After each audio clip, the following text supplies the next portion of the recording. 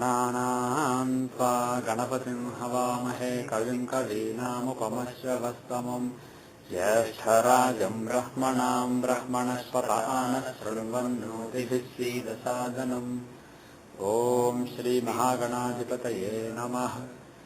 ॐ वृषभं च शनीनां विश्वरूपमदाभ्यम् बृहस्पतिं वरेण्यम् ॐ तद्विष्णोः परमं पदं सदा पश्यन्ति सूरयः दिवीव चक्षुराततम् ॐ श्रीं ह्रीं ज्योतिर्ब्राह्माय नमः। And everyone say Hare Ram Krishna 3 times. Om Hare Rama Krishna, Hare Rama Krishna, Hare Rama Krishna. Om Parasharaya Namaha 3 times. Om Parasharaya Namaha, Om Parasharaya Namaha, Om Parasharaya Namaha. Om Suryaya Namaha 3 times. Om Ghani Surya Aditya Om 3 times. Om Ghani Surya Aditya Om. Om Ghani Surya Aditya Om. Om Ghani Surya Aditya Om.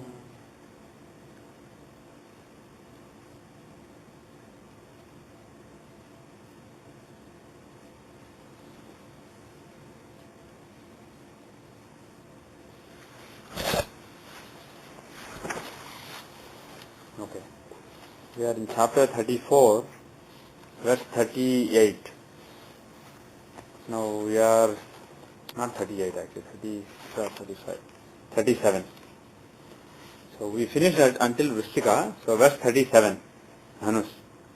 Yeka eva kavih papah shubho bhauma divakarau yogo bhaskara somyabhyam nihanta bhaskaratmajah Guru samaphala ख्यातः Syukuro मारकलक्षणः धनुर्लग्नोद्भवस्य एवं फलं ज्ञेयं विपश्चिता धनुर्लग्नोद्भवस्य एवं फलं ज्ञेयं विपश्चिता.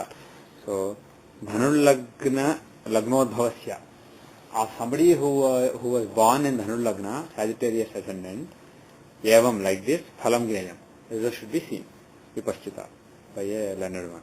So Sagittarius, for Sagittarius, these are the results. What? Eka eva kavih papaha means Eka eva kavih papaha. Only Kavi is the male figure. Kavi is the only male figure. Kavi means poet. Venus. Venus is the poet. So Venus is the only male figure. There are no other male figures. Shubho bhauma divakarau. Shubho means two benefits. There are two benefits. Bhauma divakarau.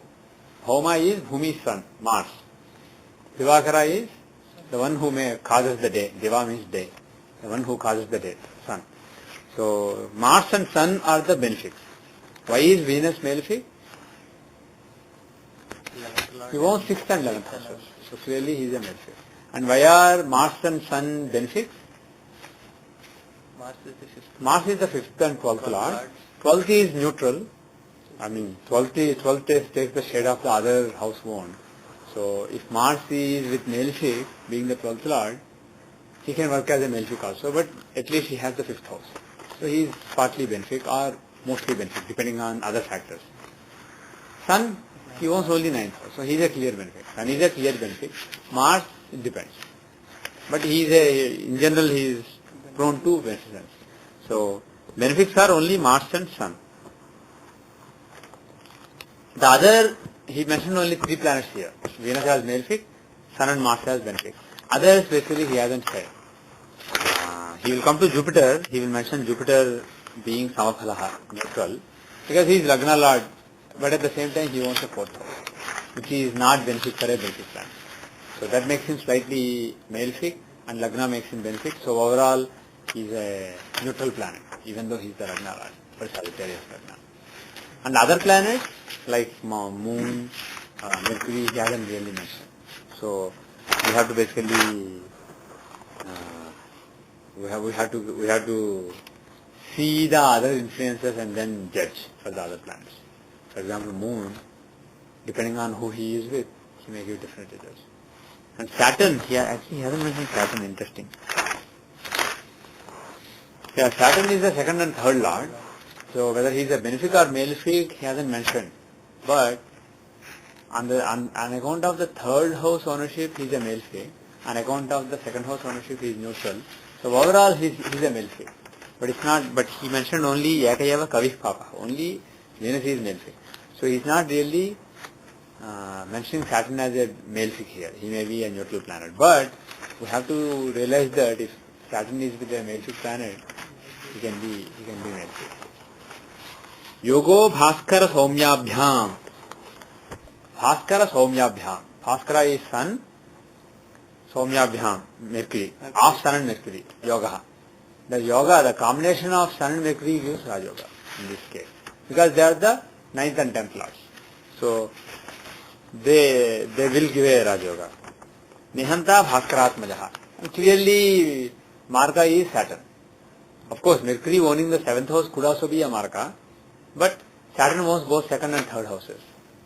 So, on account of owning 2nd and 3rd house, he is a clear killer planet. So, Nihanta Bhaskaratmajaha. Saturn is the Marka. Guru Stamaphalah Khyataha. Jupiter is well known as neutral for this Lagna. Shukro Maraka Lakshanaha. Interesting. He's saying even Venus has killing ability. Why? He's a malefic. All malefics, if they are associated with the houses of life or death, 3rd, 8th, 2nd, 7th, they will become markas. Any malefics. The clue here is, of course, Venus is the only functional malefic here, but apart from it, he is an enemy of the Lagna Lord. So if a functional malefic happens to be enemy of Lagna Lord, and he afflicts one of the houses of life or death, then the planet can kill. So Shukro Maraka Lakshanaha. But he's a sixth lord, right? Yeah, irrespective of the last. He's not a Marka, the 7th is a Marka. Lords of 7th and 2nd are Markas. Right. Or malefic planets afflicting 2nd and 7th are Markas. Okay. So suppose this Venus is in the 7th house, then he can be a Marka. So it's not just the lords of 2nd and 7th, even occupants are Markas. Aspectors also can become Markas, but that is weaker. Occupiers and lords, they are clear Markas. Especially for occupiers, the logic he gives later is, occupiers can be Markas provided they are malefics. And there people speculate as natural malefics, like Venus, Saturn, Mars, like that. But here there are several verses which are clarifying that it's functional malefics, not natural malefics. Saturn, can he give, being the lord of longevity itself? I mean, he's the person who shows you longevity. Vitality. 3rd is not longevity, but it's vitality. 3rd is vitality, 8th is longevity. And the 7th is being the 12th from 8th, loss of longevity. And the 2nd is being the 12th from 3rd, the loss of vitality. So, okay. So, your question is being the lord of the house of vitality, can he give vitality? Yes, he can. But the thing is, he also owns the house of loss of vitality, removing it. So, he is basically owning both the houses. So, it depends on which one is stronger, which one he is well disposed to, which one has which planets, and how is he, what is his relation with those planets. So, depending on it, one of them may dominate. Somebody may have a house in Boston and also a house in Florida. So, where he lives or which one he pays more attention to, which one he renovates better, depends on who lives in it, what is the relationship with it, and where he is. Suppose he is near Boston, so he is working in Salem, so he can visit Boston House more frequently. So he is likely to keep the Boston House better maintained. So like that basically, depending on his relationship, is he in a Dusthana or a Trine or quadrant from the house, one of the two houses, from 3rd as well as from 2nd, how is he placed? And who are there? What is the relationship with Saturn? And what is their own agenda? So depending on those things, let's say the 11th Lord is in the 3rd house and he is a friend of Saturn, then Saturn may become more well disposed towards that planet and grant the wishes of that planet. So it depends on those factors. So these are the results for Sagittarius Lagna. Now Makara Lagna. Kujajivendavah papaha Shubho Bhargava Chandrajau Mandah Swayam Nahanta Syad हन्ति पापाः कुजादयः सूर्यः समफलः प्रोक्तः कविरेकः सुयोगकृत् मृगलग्नोद्भवस्यैवं फलानि जुह्यानि सूरिभिः कुजजीवेन्द्रवः पापाः. Mars, Kuja means Mars, Jiva, Jupiter, Indavaha, Moon. Mars, Jupiter and Moon are Papaha. They are malefics. Shubhau, Bhargava Chandrajau. Venus and Chandraja. Who is Chandraja? Born from Chandra. Ja means born from. So Chandraja is born to Moon. That is Mercury. So Mercury and Venus are benefics. Now why? Why is Mars, Jupiter and Moon malefics? Mars is the lord of the 4th and 11th houses. 4th house is not so malefic for Mars, but 11th is malefic. So overall he is malefic. So Mars is a malefic planet. Jiva, clearly he owns 3rd and 2nd. Sorry, 12th. 3rd ownership is malefic. 12th ownership is mixed. He may be benefic or malefic depending on the relationships, depending on who he is with. But on account of owning the 3rd house, he can be a malefic. So overall he is a malefic. Hindu, Moon. Why is Moon a malefic? 7th. Yeah, he is 7th lord. 7th house, his guidance, original guidance, generic guidance was 7th lordship is not really benefic for benefics, not really malefic for malefics. It's very vague. He wasn't specific on how it is. Kendra lordships. Kendra lordship. But the thing is, for Moon, he is saying it is Papa. Irrespective of whether Moon is Kshena Chandra or whether he is waning moon or waxing moon, see, based on whether he is waning moon or waxing moon, he may be natural benefic or natural malefic. He is not talking about that. In general, he is clubbing Moon with malefics. Why? It might be because of the relationship between the Lagna Lord and Moon. That is one factor, but that way that's not matching for all other things. Right? That's one factor. He is a friend of, he is not a friend, he is an enemy of the Lagna Lord, so that he is not well disposed to the Lagna. But that way, if you look at Surya, Surya Samafalaha comes later. Sun is even worse enemy, and he is neutral. So why? So that is one factor. Moon is aspecting Capricorn, Lord of Capricorn also, right? Aspecting, we don't know where Moon Where is. he is. I mean, Lord of the 7th house. He is Lord of 7th house, that's all we know. And the guidance was, ownership of quadrants is not benefic for benefics, not malefic for malefics. So it could be either. He left it very vague. And he is clarifying using examples of various lagnas. So basically the thing is the generic guideline followed by all the specific dictums, it basically tells you that there is more there. There is some logic there.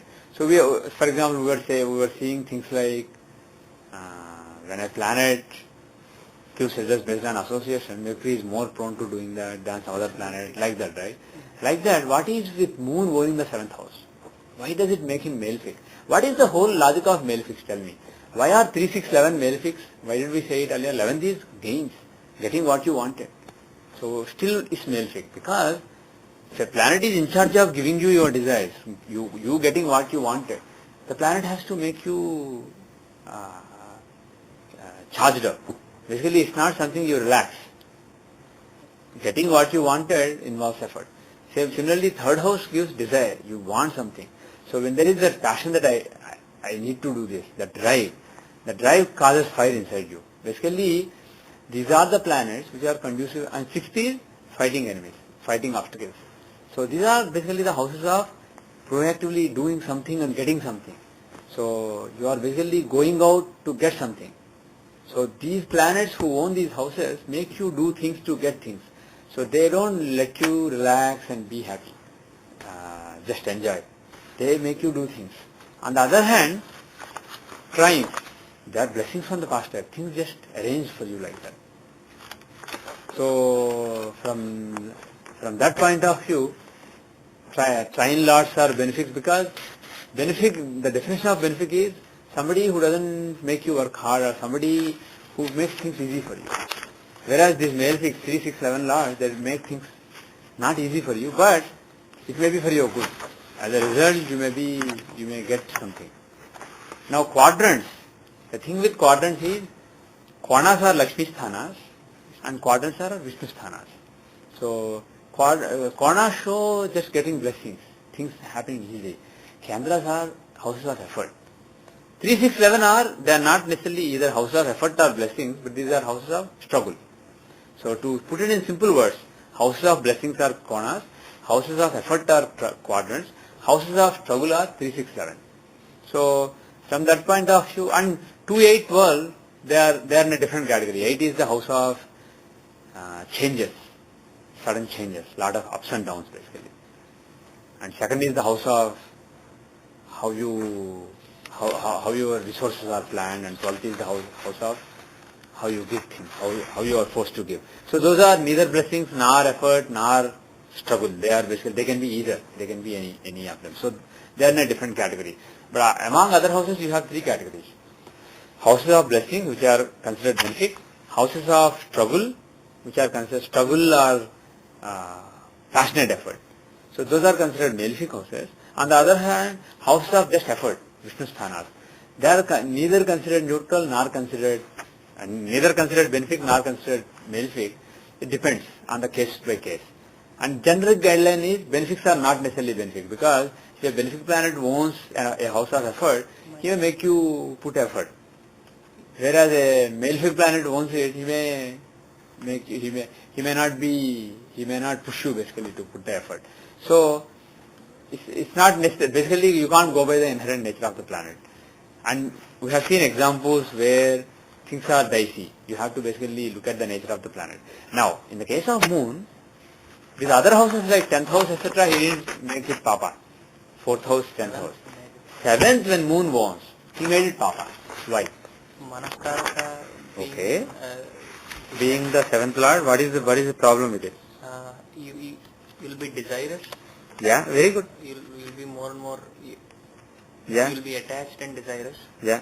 And for this Lagna, and the Lagna Lord being.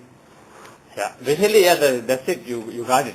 He's the lord of the house of desires, and he is the karaka of her desires. Moon is the one. Moon is mind. She is where all the desires are rooted in. So moon is the karaka of her desires, and if he owns the 7th house of desires, he will make your desires very, very strong. So the thing is, if you have strong desires, then it's almost like you have a strong drive or strong. Basically, it's like 3 and 11.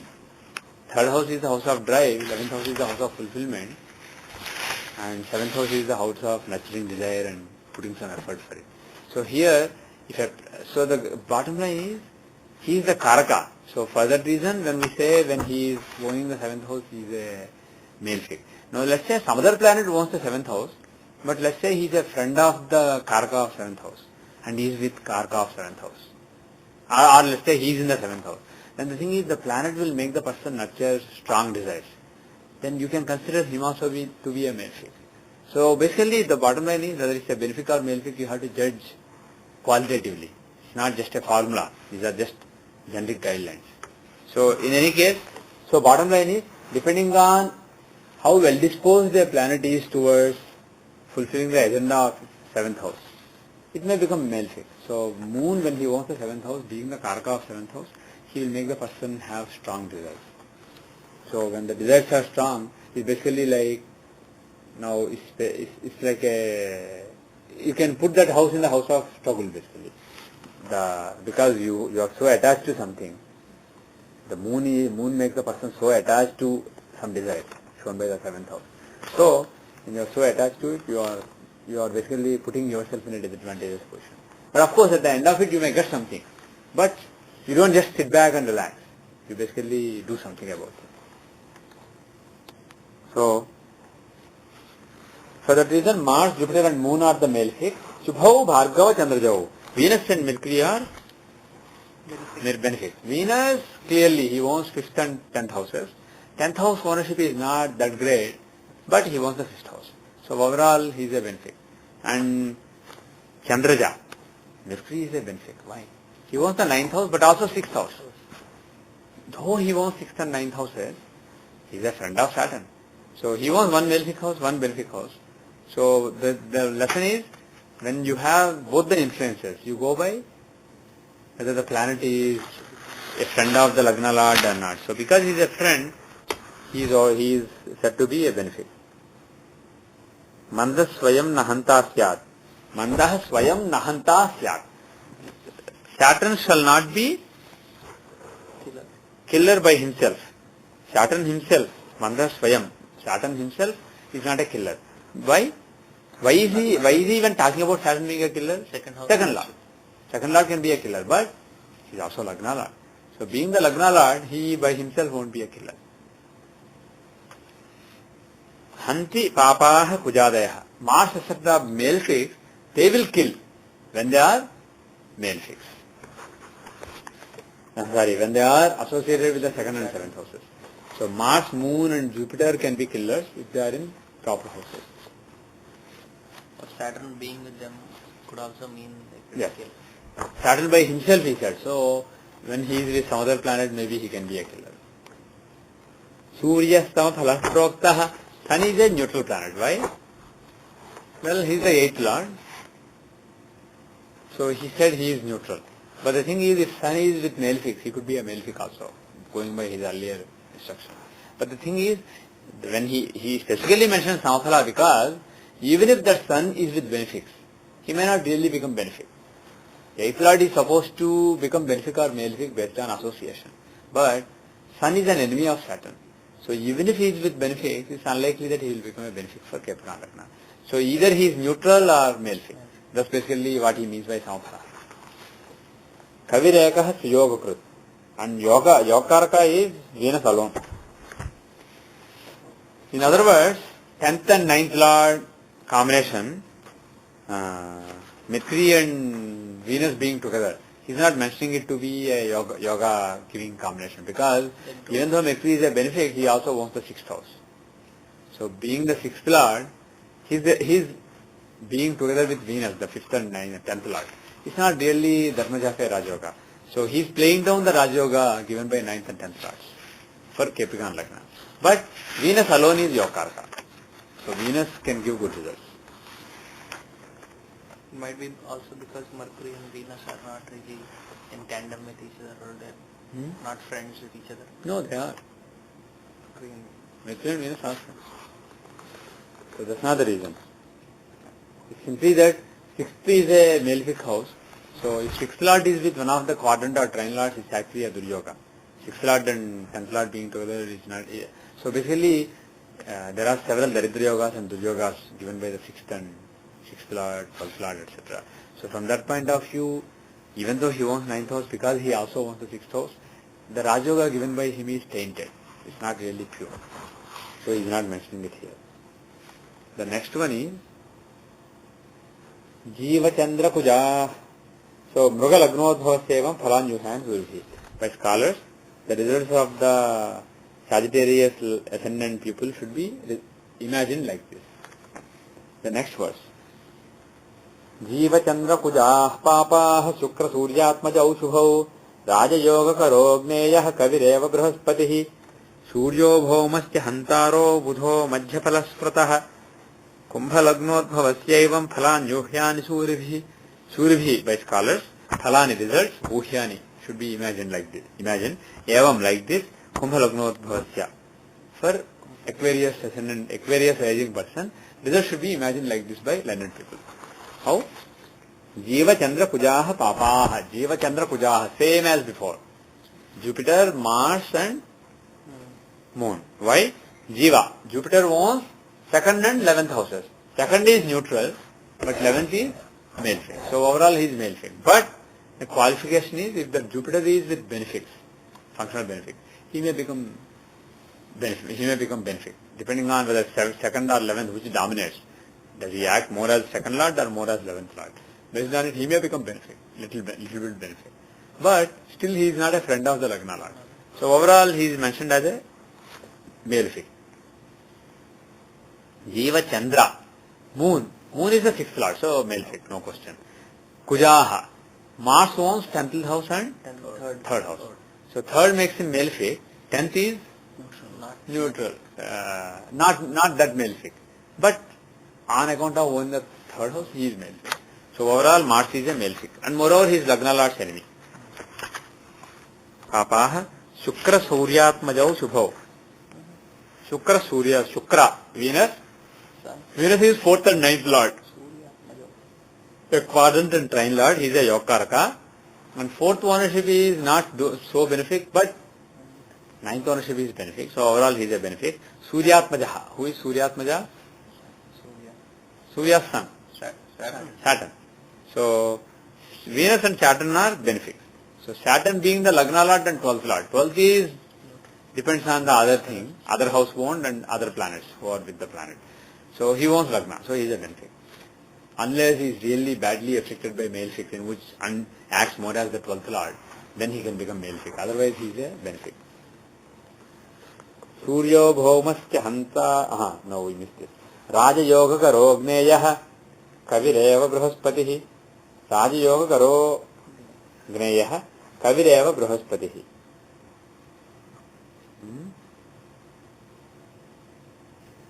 Something is here.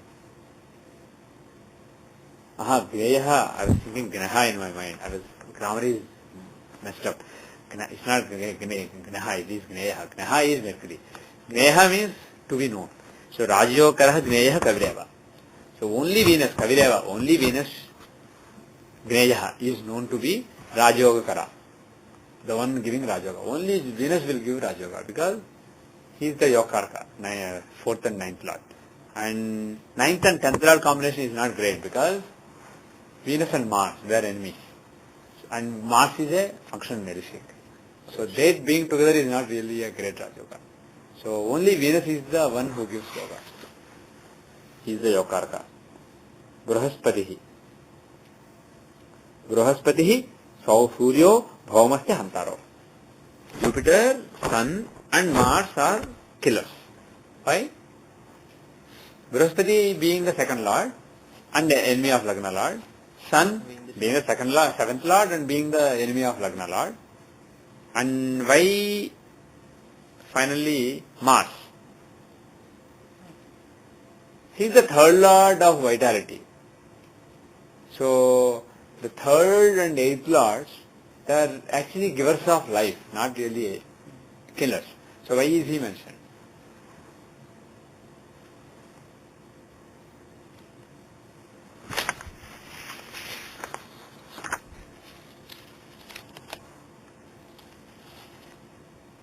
Why is he mentioned here?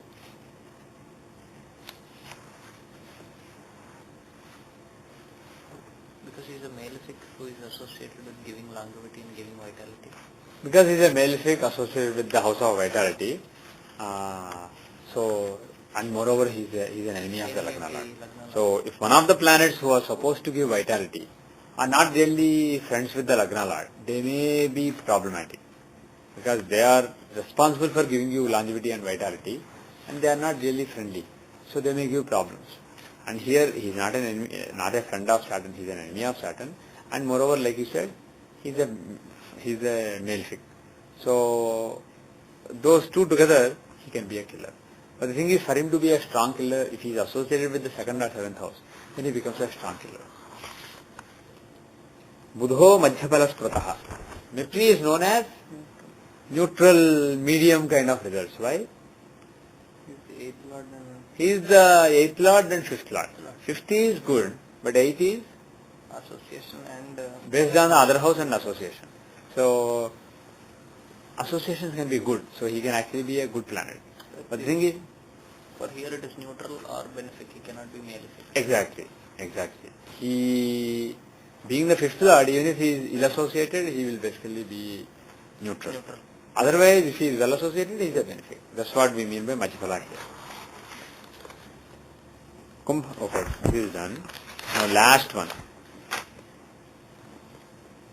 Manda Shukram Anshumat. Manda Shukram Shumat Saumyah Papa Bhauma Vidhu Shubhau Mahisuta Guru Yoga Kara Kaucha Mahisutah Marako Pina Hantasau Mandagnau Marakau Spratau Meena Lagnodbhavasya Phalani Paricintaye Manda Shukram Shumat Saumyah Manda Shukran Sumat Mandra Shukra Anshumat. Anshumat means one with Amshus. Amshu means Kiranas, rays. So the one with the rays. Manda, Shukra, Anshuman. Manda, Saturn. slow moving one. Saturn. Shukra, Venus, Sun. Anshuman, Sun. Somyaha. Somyaha means Mercury. Soma, Sun. These are the Papaha. These are the male fixed. So a lot of them. Saturn, Venus, Sun and Mercury. Mercury because he wants 2 quadrants. So he is a benefic and he wants 2 quadrants. So that makes him malefic. And Saturn because he wants 12th and 11th house. So 11th house ownership makes him evil. But on owning the 12th house, if he is well associated with benefics, he may become neutral. But he is more disposed towards being a malefic planet. So Saturn, moreover, he is an enemy of Jupiter. So Saturn is malefic. Shukra, Venus is 3rd and 8th lord. 3rd lord, malefic, 8th, association. So association, if it is good, he can be neutral, but still he is an enemy of Jupiter. So overall, he will be either malefic or slightly neutral. So Venus is a malefic.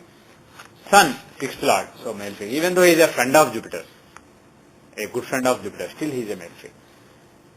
So Mercury we said, so these are the malefic. Bhauma Vidhu Shubhau. Bhauma Vidhu Shubhau. Vidhu means moon. Bhauma means Bhumi sun, Mars. So moon and Mars are benefics. Why? Trine lords. Moon owns 5th house. Mars owns 9th house. Even though he also owns the 2nd house, which gives results based on the other house and the associations. So if Mars is associated with malefics, he can become neutral. But otherwise he is benefic. So he is between neutral to benefic. Mahisuta Guru Yoga Karakaucha Mahisutaha. Mahisuta Guru Yoga Karakaucha. Mahisuta Guru. Mahisuta Guru. Mahisuta means Mahi sun. Mahi means earth. So son of earth, Mars. Mahisuta Guru means Jupiter. Mars and Jupiter Yoga Karakau. They will give yoga. 9th and 10th lords. If they are together, they will give Raj Yoga because they are friends and both of them are benefics. I mean, he actually didn't mention whether Jupiter is benefic or not, but he wants a quadrant and also Lagna. So he is neutral. He is either neutral or slightly benefic in the case of Jupiter. So he didn't mention. So when he doesn't mention, it means he is neutral. He didn't mention him as either benefic or malefic. So he is neutral but slightly benefic. So still being the Lagna Lord and being slightly benefic, he can give a Raj Yoga when he is with Mars. And Mars is a benefic. Now Mahisutaha Marakopi Nahanta Asau. Asau Mahisutaha Marakopi Nahanta.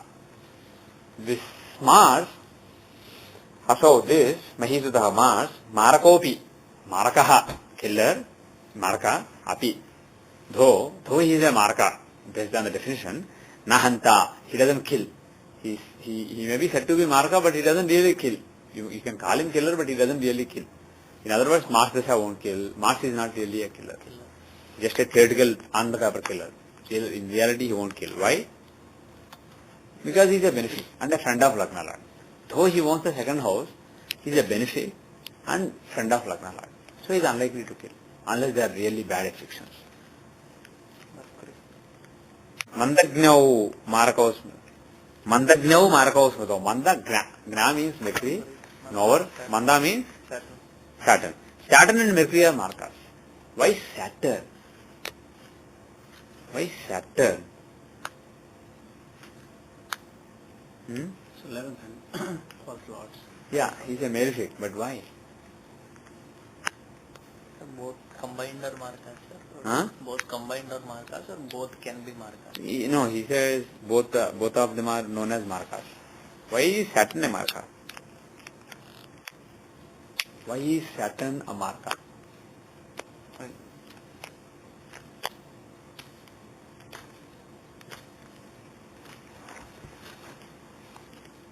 Is it 12th lord?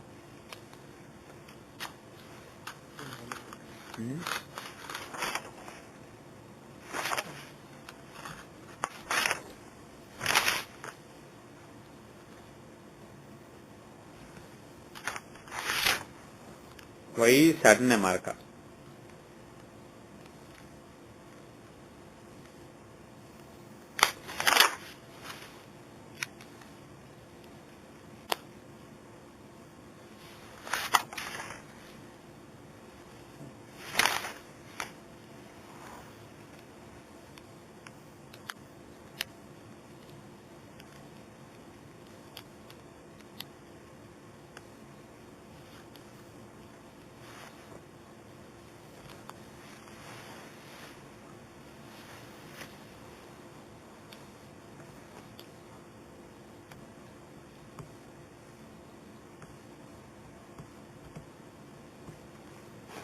no real strong reason. The only thing we can think of is he's an enemy of Lagna Lord. He's a functional male fix. Out of the functional male fix, we have Venus, Saturn, Sun, and Mercury. Mercury is not really an enemy of Jupiter. He is neutral. But anyway, still being the seventh lord, he is a killer. Now, out of the other three male fix, Saturn, Venus, and Sun. Sun, he is a friend of Jupiter. He is a friend of Lagna Lord. So he is unlikely to kill. Sun is the sixth lord. I know, he is a male fix. Okay, male fix. But he is not owning a Marka house. So male fixed planets can become Markas depending on their association. But the thing is, Sun is a friend of Jupiter. So it is difficult for Sun to be a killer. Venus can be a killer. Yes, I am coming to that. Venus, he is a male fix, but he owns both the houses of vitality and longevity. Owning the house of vitality and longevity, his agenda is to give vitality and longevity. He hates the Lagna lord. He doesn't like the Lagna Lord, but he's a nice guy. He's a benefic planet, natural benefic. He's not a functional benefic, natural malefic. So being a natural benefic, he's a nice person. He's dignified basically. So, and the job given to him is give vitality and give longevity to the person. So he's unlikely to kill, unless he's badly afflicted. So Venus, out of the functional malefic, Venus is unlikely to kill. Sun is unlikely to kill. So Manda is left, Saturn. So he is one functional malefic who has potential to kill. So the thing is, when he says Mandagno Marako, he is not saying Manda is unqualified killer. What he means is, he can be a killer when he is associated with second and seventh houses. Mercury, irrespective of association, being the seventh lord, he is a killer. But that can be said with Venus also, right? Huh?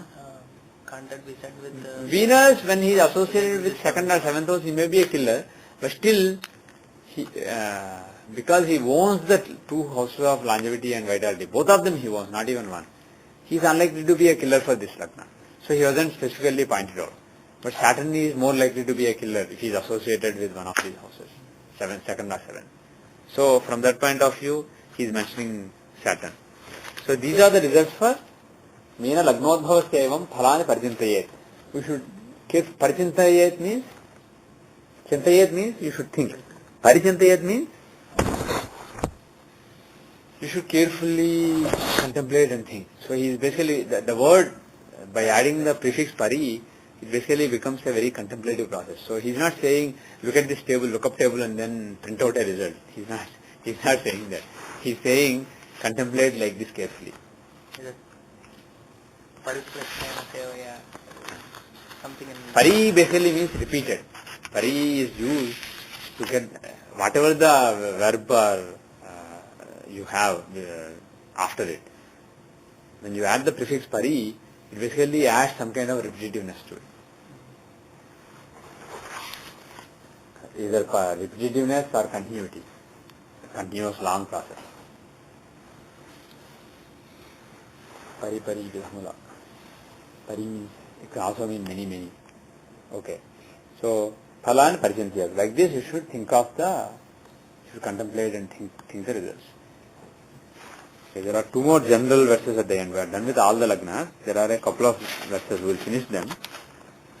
And then we can start with a new chapter next week. Evam bhavadhipatyena janma lagnavachadiha shubhatvam ashubhatvam cha grahanam pratipaditam anyanapi punaryoga nahasadin vichintyavai dehinaja phalam vachyam pravakshami chatanaham. Evam bhavadhipatyena, like this, by ownership of the houses. Janma lagna vachadiha, based on the janma lagna, the ascendant, rising ascendant at the time of birth ascendant.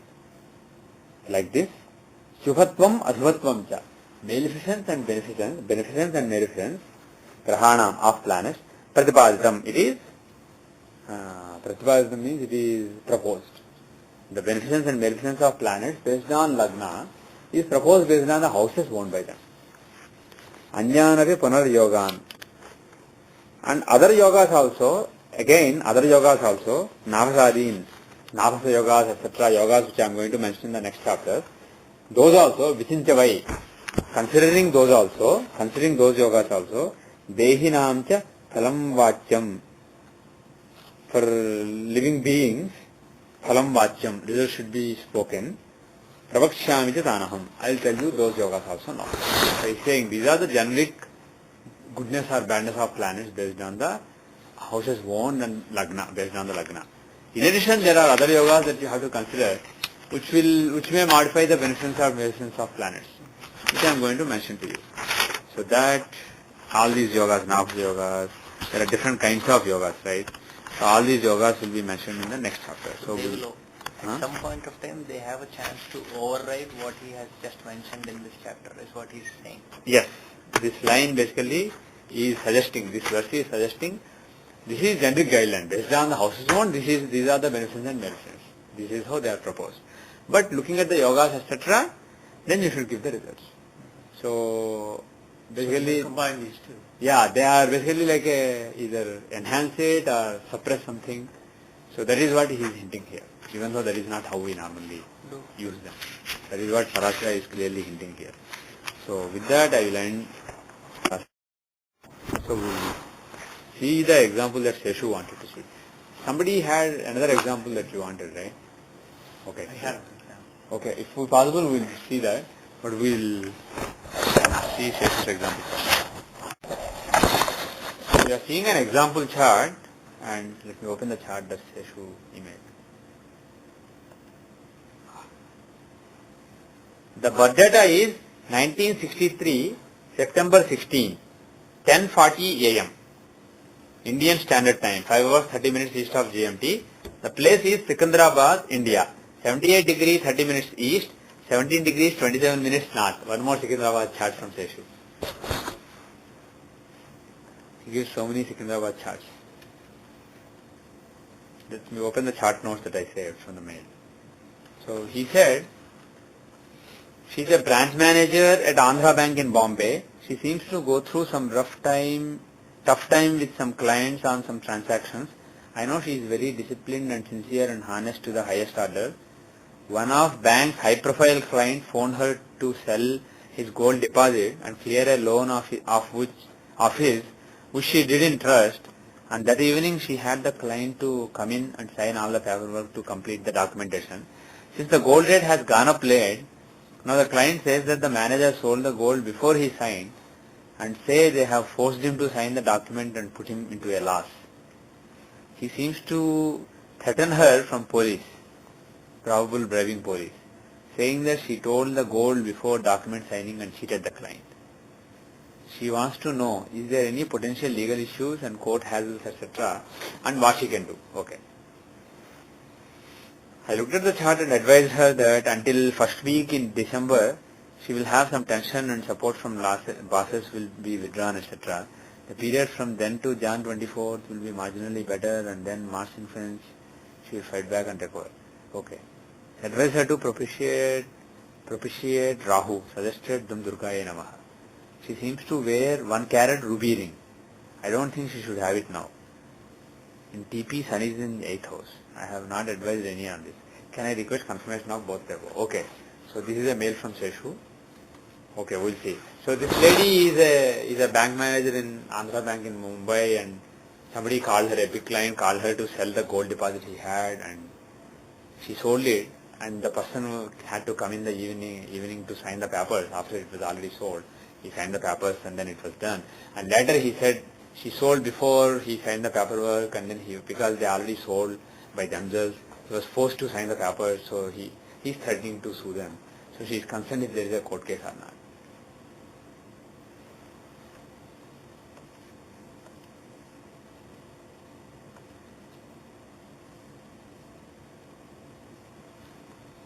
Okay, let us go to the Dathyamsa.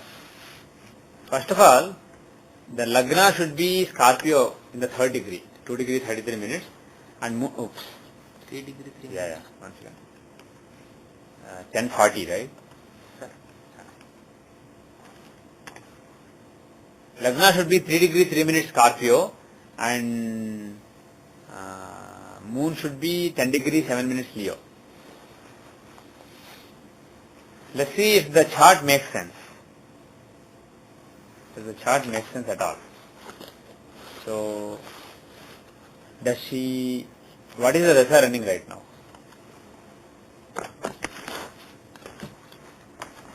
What is the Dasa running right now? If you just use the Rahu. Vishwatri Dasa. She is running Rahu Mahadasa. Okay. And does the career make sense? Do you see a banker? Oh, yeah. Yeah? Why? I mean, Why is she a bank manager? Not, my intention was to say that she will have a flourishing career just because her 9th lordship and 10th lordship are together. Seeing the Rasi... Yeah, in the Rashi chart, the 9th lord and 10th lord are together. Very strong in the 10th house. Yeah. And Sun being the lord of the 10th house, he basically has the Digbala also. So, it's So 10th lord is in 10th house and with good Digbala. Strong in good karma in this Yeah, good. chart. But Yeah. Dasamsa, I'll have to see. And in the Dasamsa, do you see a manager, a bank manager?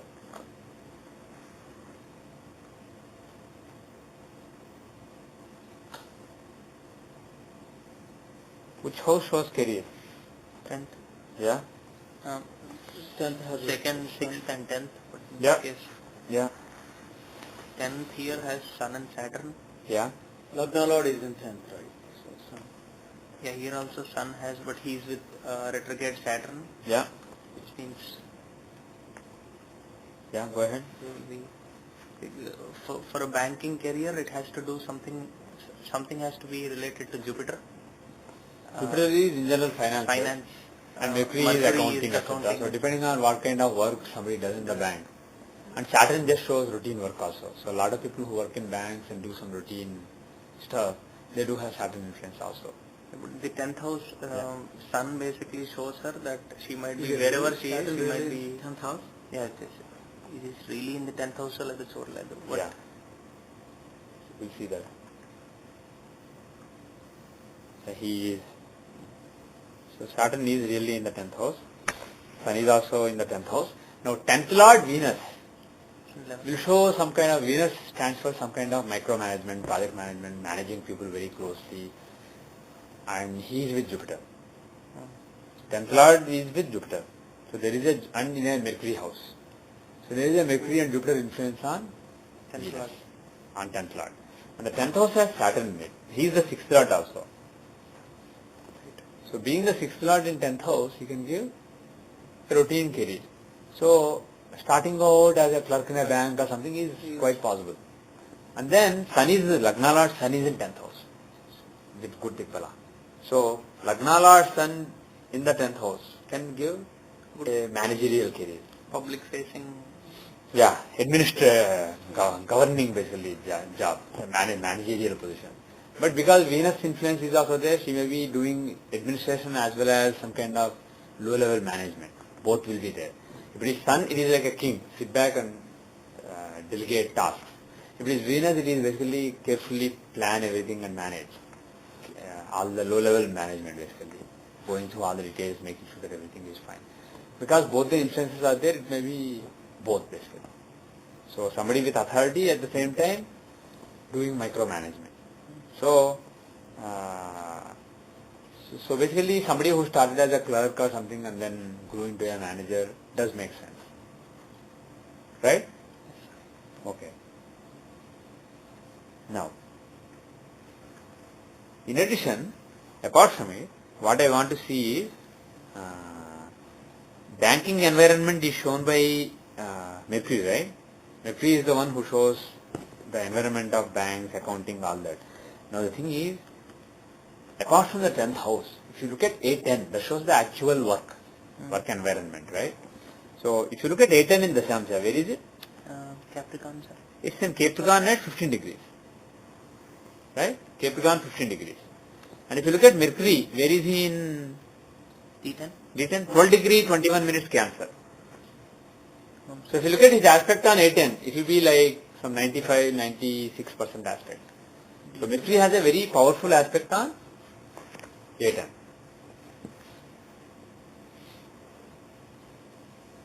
So, you get it? Yes, sir. So, Mercury has a very strong aspect. Actually, we can check how much aspect.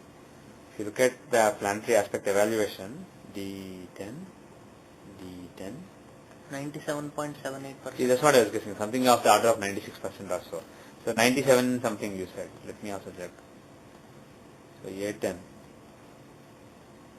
A10, his aspect is, 97.8% aspect. So very strong, nearly 100% aspect. Mercury is having on A10. So with Mercury aspecting A10, Mercury shows, it can show press, it can show communications, it can show banks where accounting is done. So all that kind of things. So definitely working in a bank is possible. It is a possibility based on what we know.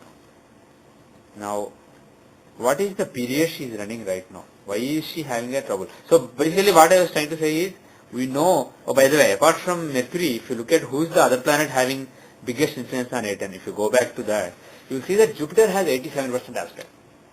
Mercury has 98% and Jupiter has 87%. They are the biggest influences on A10. And Mars, even though he is in A10, he is actually in the 12th house from A10, if you look at the longitudes. So Mars doesn't really count. So the biggest influence on A10 is Jupiter and Mercury. So both of them, Jupiter shows a lot of money, etc., dealing with money, and Mercury shows a lot of counting, calculation, etc., dealing with them. So both the planets are influencing. So this A10 in the Dashamsa clearly supports somebody who works in a banking environment. And like I say always, A10 shows the actual physical, tangible aspects of the career. Where you are working, what kind of place you are working, what kind of work you are, tangible aspects of it you can see. Okay. This makes more sense than Venus. Venus being with Jupiter, right? Yes, sir. And the 10th Lord, theoretically, what 10th Lord shows is, 10th Lord shows how you apply yourself in your work. So, because the planet is Venus, somebody who worries about all the details and somebody who has everything nicely planned out, that kind of a person. That is how she works. She applies herself in the work. 10th Lord is how you apply yourself in the work. And 18 is the environment in which you work, the tangible environment in which you work. Okay, so let's go back to the Dasha. What is the Dasha running right now? Rahu. Rahu Dasha started recently, couple of years back, still Rahu. What is the Pratyanta Dasha?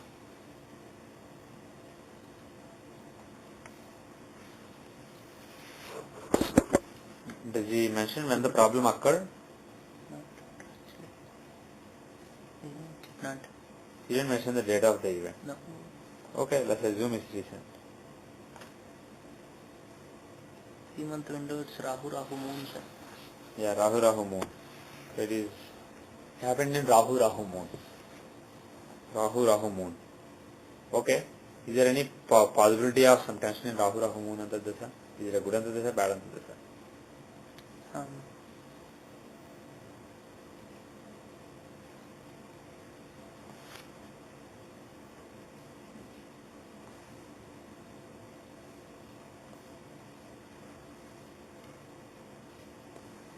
First of all, let us see if the scope of this event is Antardasha or Pratyanta. Is it limited to, is it a major event in the Pratyanta Dasha, or is it something that will affect the whole Dasha or Antardasha?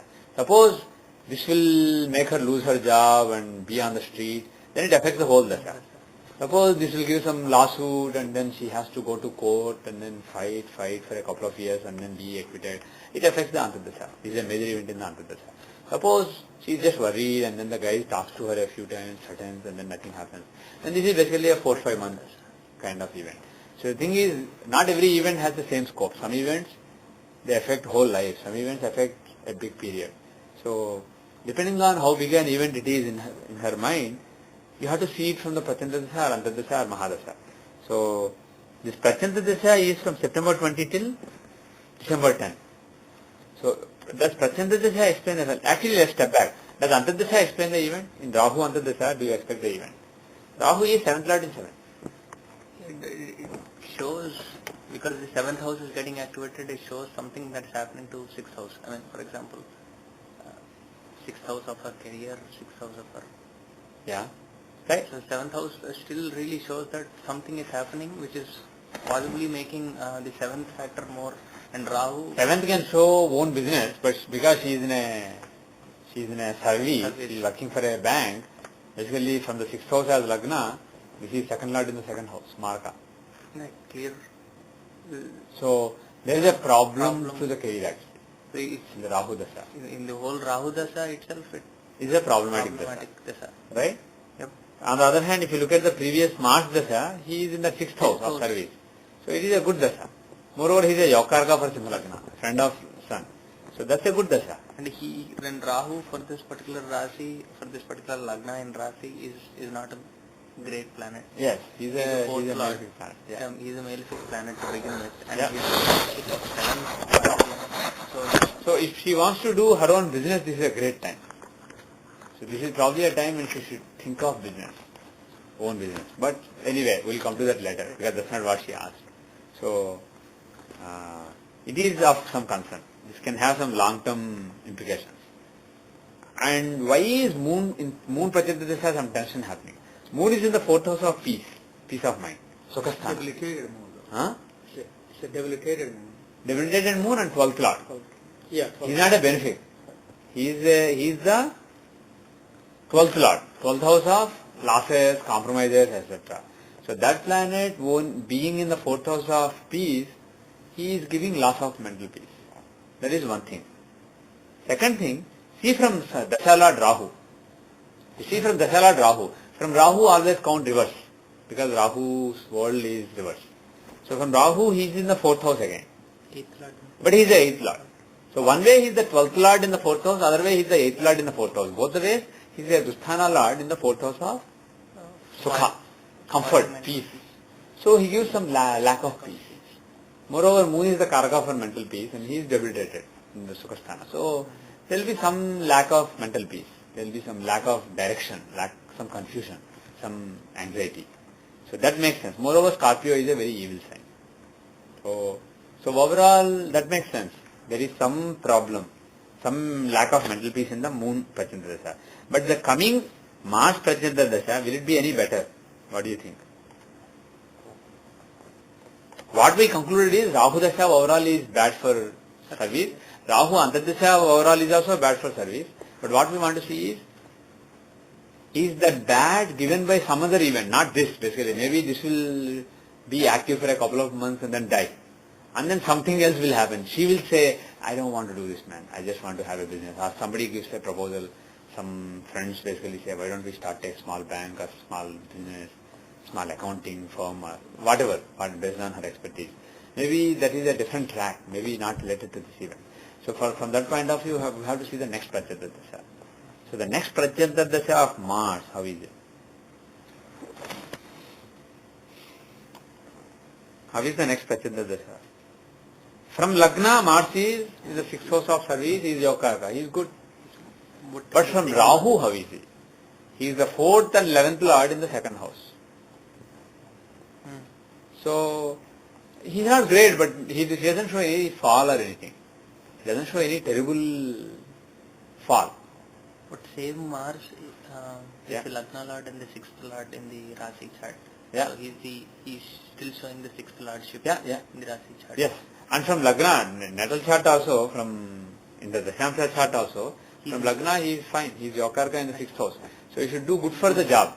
So it doesn't seem like in Mars Pratyanta Dasha she will give up this job or she will done it. Huh? She has to overcome a lot of obstacles. Because Mars is in the 6th house. Some fighting will be there.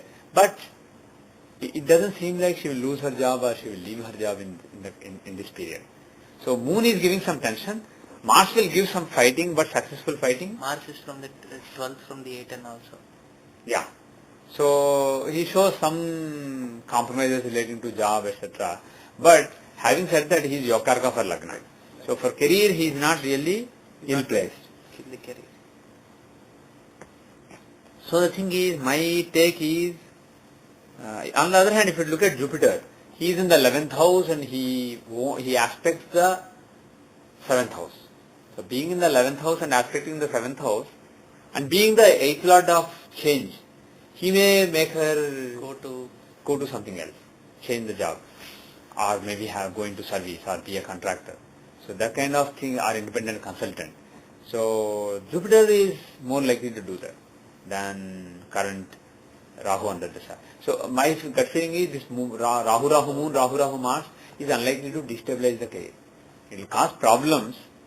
There will be some tremors, but not earth-shattering earthquake in her career. Some tremors, that's it. So my take is it's not really that bad.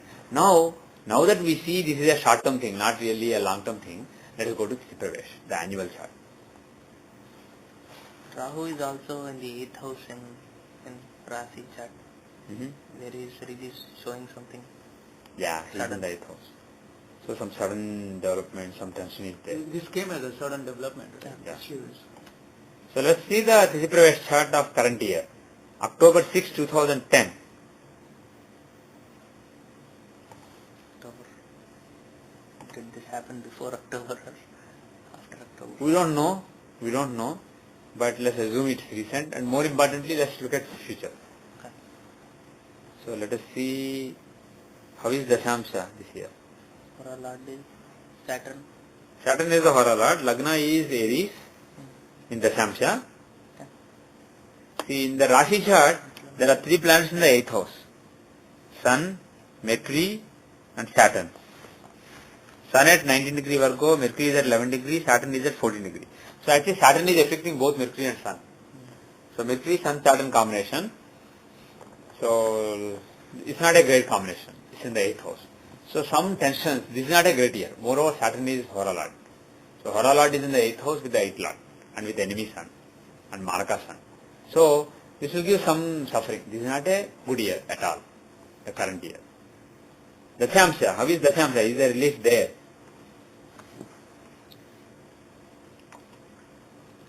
By the way, health can suffer. When 8th house is so badly placed, there can be some health problems, unexpected health problems. So what about the Dashamsha? Dashamsha Lagna is Aries. It has Mars, Rahu and Venus. Is that good? No. Which house are they in? Mars is in the 1st house, Rahu is in the 12th house, Oh, okay. Venus is in the 12th house. So Venus and Rahu are in the 12th house, but Mars is in Lagna.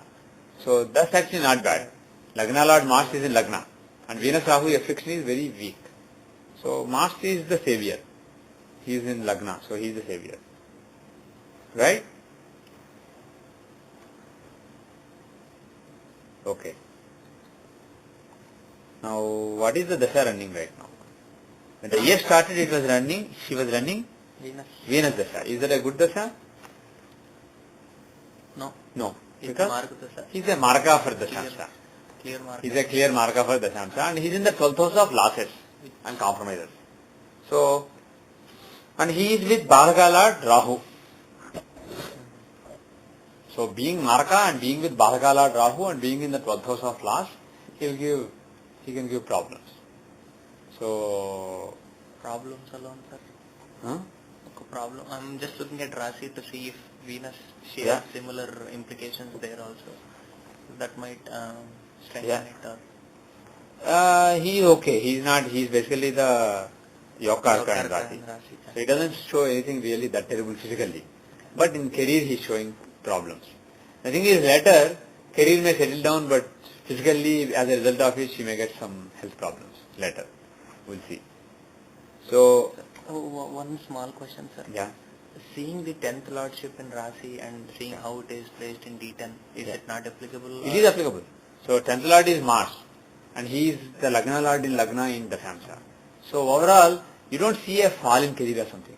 And in the 8th house of changes, I don't know if they are actually in the 8th house, but in Scorpio you have Sun and Jupiter.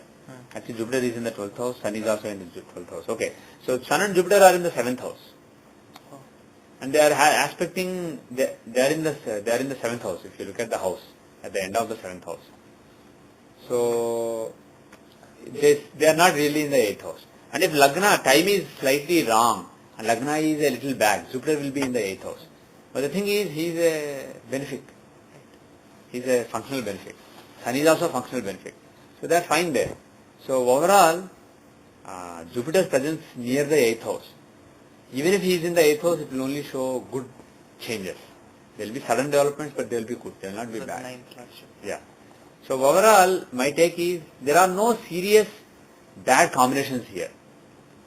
A combination that will make you say, okay, she's going to lose job, or there's a big fall in the career. Nothing like that. Only thing is Venus and Rahu in the 12th house is not good.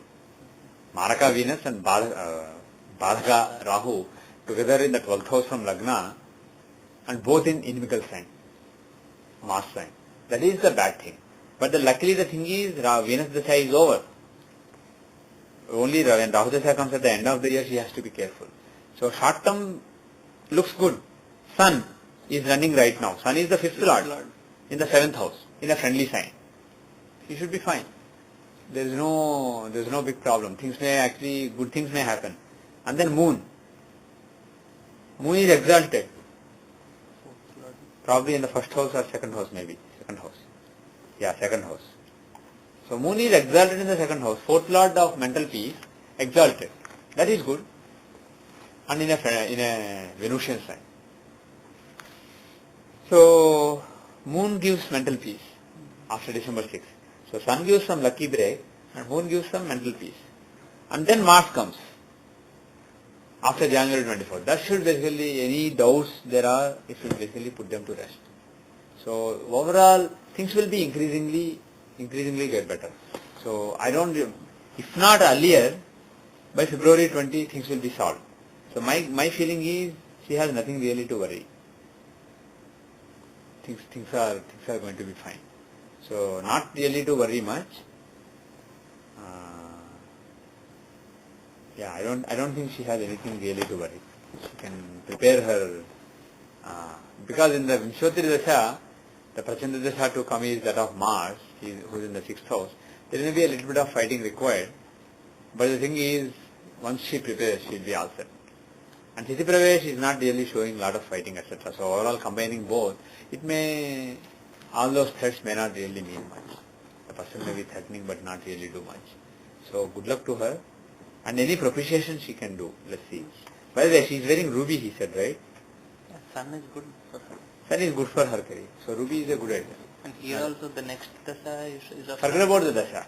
Tithi Pravesh, you don't care when you wear rings. But based on the natal chart, he is the 10th Lord. In Dashamsha also, he is Lagna Lord in 10th. So wearing a ruby is good for her managerial career. In general, it's good for her career, particularly managerial career. So keep the ruby, no problem. Only thing is, I don't know where she is wearing it.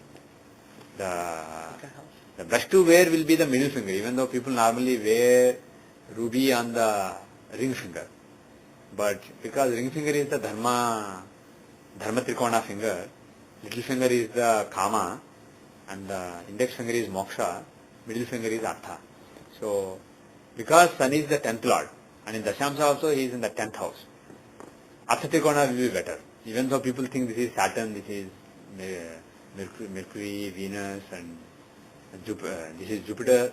They think index finger is Jupiter, middle finger is Saturn, ring finger is Sun, and little finger is Venus. That's what Mercury. That's what they normally say. But these are basically Dharma Artha Trikona, Kama Trikonas.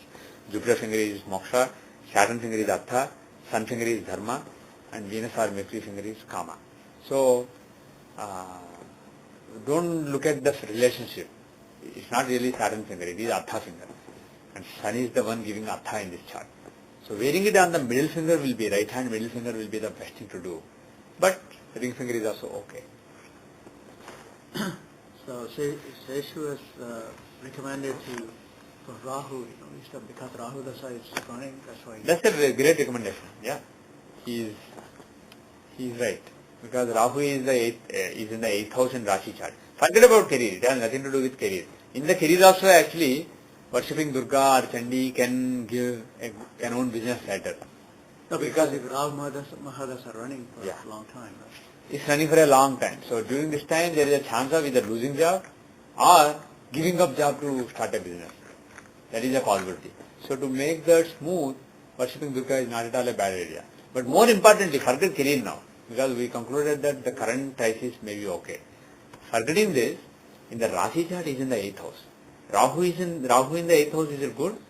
It is always very bad. Rahu being in the 8th house is a bad placement. So worshipping, there can be some accidents or physical, suddenly some health complications, etc. Unexpected health complications, those are quite possible. So from that point of view, worshipping Durga is a good idea. And Om Dum Durgaya Namah is a perfectly fine mantra. So his recommendation is good. We don't have to change it. So if he has to pick one god to worship, forget about Keri. She doesn't really need any worship relating to Keri. If she wants, she can do Aditya Surya for sun. Or Om Sum Suryaya Namaha. So some simple sun mantra is good for Keri. But the thing is, more than Keri, what she needs is the Dasha. Dasha running right now, she needs to take care of it physically. So for that, Durga is very good. So his recommendation is good. Only thing is, Ruby, he was wondering if it is a bad idea. It's not actually a bad idea. It's a good idea. He is Gentle Lord. He is Lagna Lord's friend. In the Samsa, he is Lagna Lord himself. In all ways, it is a good idea. So she can continue to wear. She can continue to wear. And moreover, moon is in Magha Nakshatra. Okay, from that point of view, it's not a good drink. But the overall, it's a good drink to wear. Any other questions, comments? And one suggestion he can add to this is, he can suggest to her, you are running a good period that is conducive to having your own business. So instead of being in service, explore the possibility of floating your own business. You may actually do well. So that's one thing that he can suggest to her. Any other questions, comments, concerns? Anything else?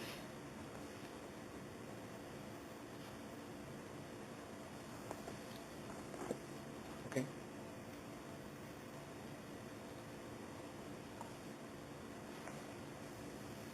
Okay, we have a little time, so we'll see one more chart. You can give your chart. You ready? Yeah. Yeah, June 21st, 1990. June 21st, 1990, 10:40 p.m. 10:40 p.m. Hyderabad. 2:40 p.m. Male or female? Male. Male, Hyderabad.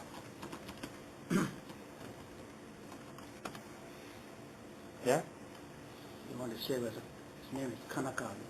Kanaka? Yeah. Kanaka. Yeah. That's all I know about it. So. Okay. Oh, actually, I'll save in this folder.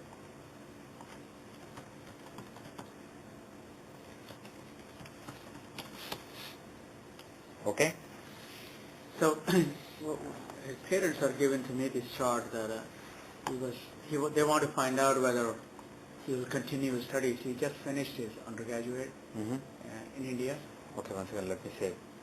Finished. That's What is the date today? 27. November 22nd, 2010. Finished undergrad in India. In what? In biotechnology. Biotech. Good.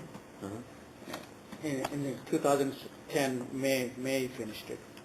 Okay. And he wanted it. He wrote an entrance exam for MSc and then. Wrote entrance exam for MSc. Okay. In the meantime, they offered him a job, so he joined a job. Uh-huh. And after a month later, he quit the job. Uh-huh. So the parents are concerned about whether he's going to stable or he was going back and forth. Now he doesn't want to do MS and he wants to come here. He asked admission Come here for job? No, to study. Okay. So his job is given up, but because he doesn't like the job that they offered him. So not interested in either job or MSc now? Right. But US in MS? MS, yeah. MS in US, okay. So his parents are worried about whether he's going to continue or he's going to drop out or he's... Okay. So they are... So what is the course of he doesn't want to do anything, but now he's here, he's enrolled into courses before he joined the program. He's here and enrolled in courses. Yeah, his program is starting in spring semester. Program is MS starting in spring semester. So, okay. And that's all I But know. already enrolled in some courses. Right. Okay. And all I know is he has a one older brother. That's all I know. Okay, good. Enough. We'll figure out. Okay. So this young man finished undergraduate studies in biotechnology in India in 2010 May, and he wrote entrance exam for MSc, and before the result he got a job and he joined the job, but 1 month later he didn't like the job and he resigned.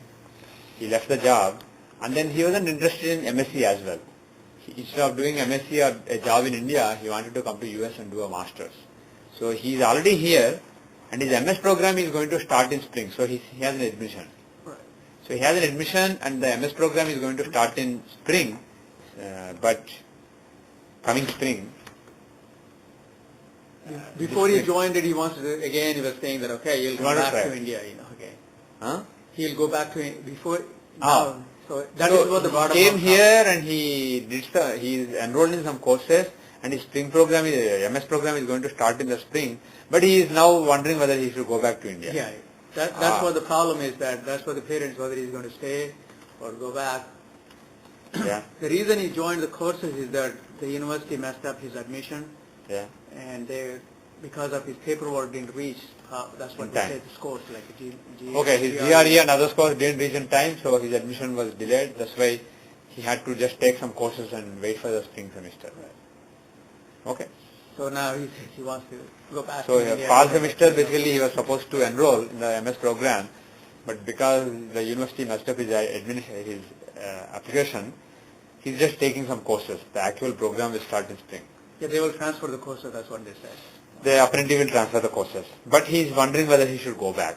So there is a lot of confusion. Okay, we'll try to sort it out. Okay, let's go to Chaturvimshansya. Because we don't have any events based on which we can rectify, we'll just use what we already know. So He's a very sharp, scores and everything very sharp, and he's top of the class. He came in. Sharp kid, top of the class. Even the courses we are doing is 2 courses are 4.0 so far. 2 courses here so far and 4.0 out of 4.0. So he is doing well.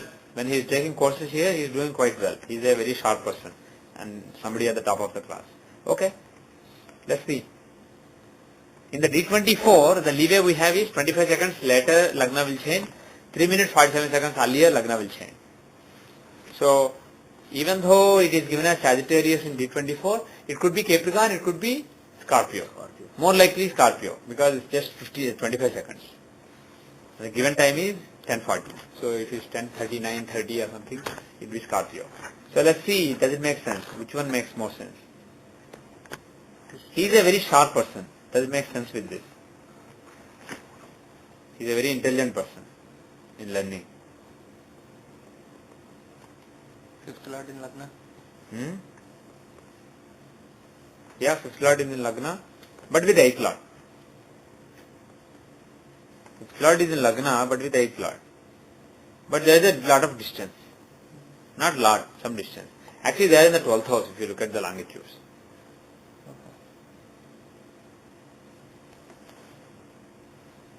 What is this? 26. Mars 12. Yep. Okay. So, 5th Lord and 8th Lord together in Lagna are 12th house. And Lagna Lord Jupiter is in Manakarka Sthana. Or actually not really, he is in the second house. But does it really show a smart person? And how about Capricorn or Scorpio?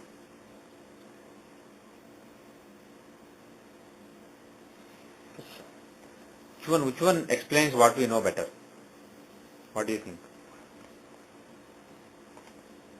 Which one explains what we know better? Sagittarius, Scorpio or Capricorn?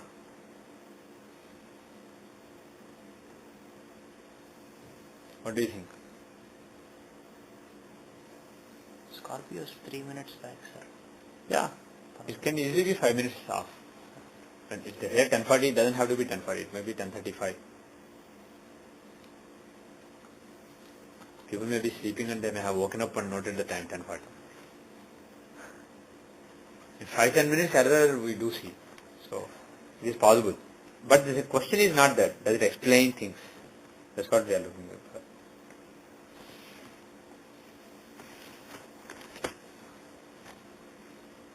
And his basic education was very good.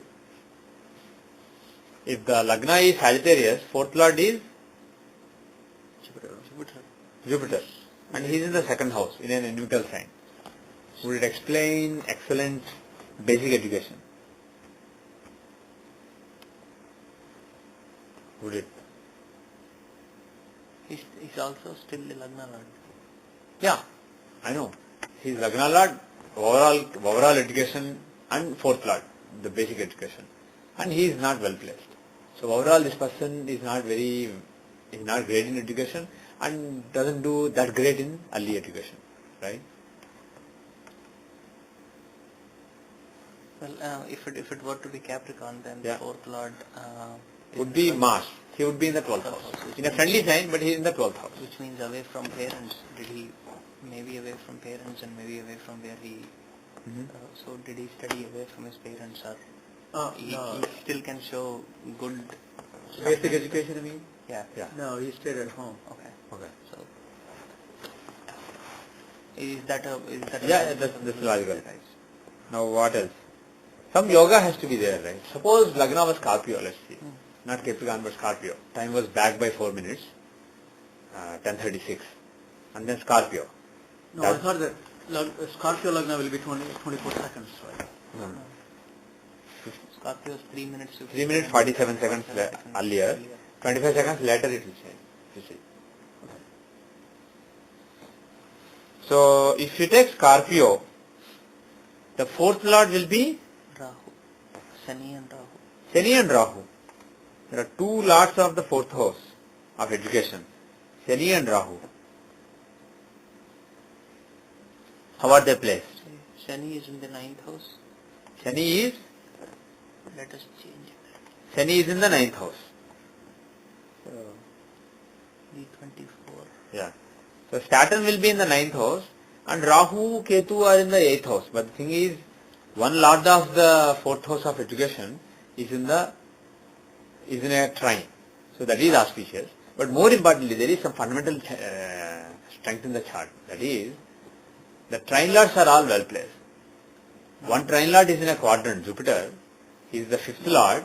He is in a quadrant. And even though he is in an inimical sign, but Lagna Lord is the overall strength of the chart, right? Lagna Lord Mars is in a friendly sign with 9th Lord Moon. So both the Lagna Lord and 9th Lord, two trine lords, are together in Jupiter's house, in a friendly sign. So there is a good Chandramangal Yoga and a Raj Yoga between them. Right? So that is very auspicious. The Moon Mars combination. So that is one thing. The Moon and Mars are actually. Do we consider the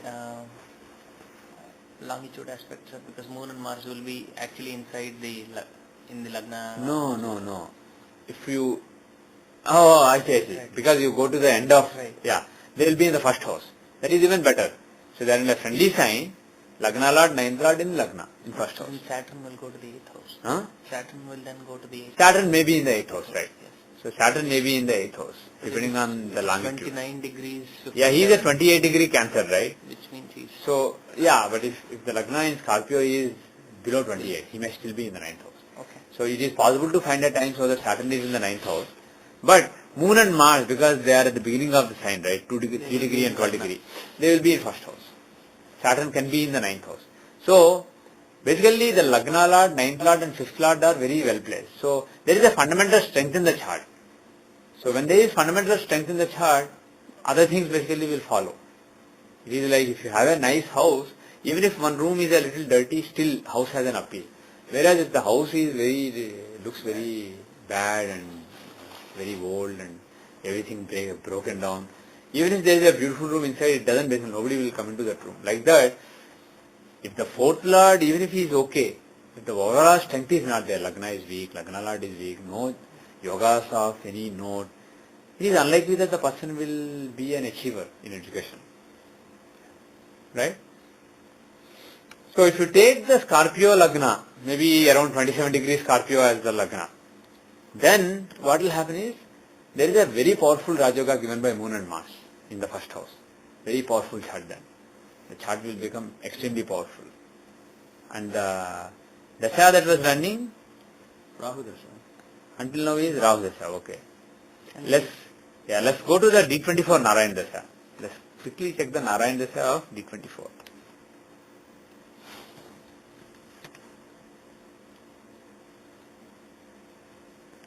So last 10 years, he was running Libra Dasha.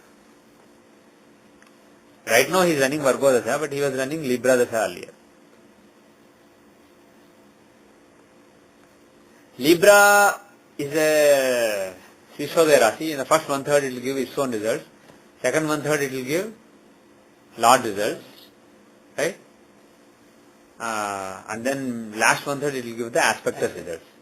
Who are aspecting it? Only Venus and Jupiter. So Venus and Jupiter results will be given. So 7th Lord and the 5th Lord. So basically the last 2/3 of the Libra Dasha is a good Dasha. Last 2/3. And now he is running what Dasha?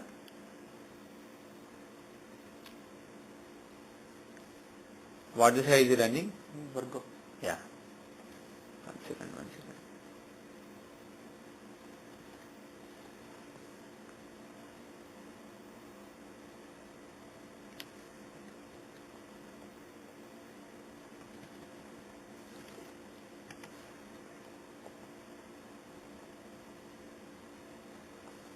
So how is Virgo Dasha? It is the 11th house. First one third will give its own results. Right? And then it will give, first one third will give its own results, second one third will give aspectus results, and third one third will give its Lord, Mercury results. Now, aspectus results, Rahu Ketu, when they come, there can be some problem. But Ketu is Lagna Lord, he is fine. In the 8th house, he will give good changes. Rahu, being the 4th Lord in the 8th house, he is so-so. So when Rahu's period comes, he has to be careful. Otherwise, when Moon and Mars aspect give the results, things should be fine. And when Virgo itself gives the results, being the 11th house, it will give good results. So first one third will be good. In the second one third, most of it will be good, but there will be a small period that is of concern. So overall, the outlook is the coming few years seem okay from the point of view of education. Now, let's go back to the Vimshotri Dasha. If you go to Vimshotri Dasha, in the Vimshotri Dasha, what is the Dasha running right now? Rahu, right? Right. Rahu, Venus. Yeah. Okay. So in the Rahu Dasha, in D24, where is Rahu? Is he in the longitude wise? Yeah, he'll be in the, not in the 8th house, he'll be in the 7th house. So Rahu is in the 7th house in D24. And he is the 4th Lord. So being the 4th Lord in his Dasha, he gave some basic education. All the basic education that happened until now, right? That was in Rahu Dasha because he is the 4th Lord. And then, why did he give bachelor education? Why did Rahu give bachelor education?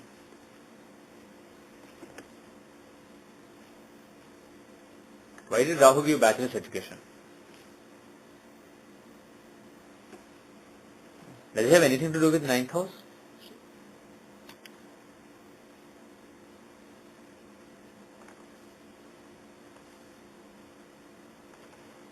Tell me.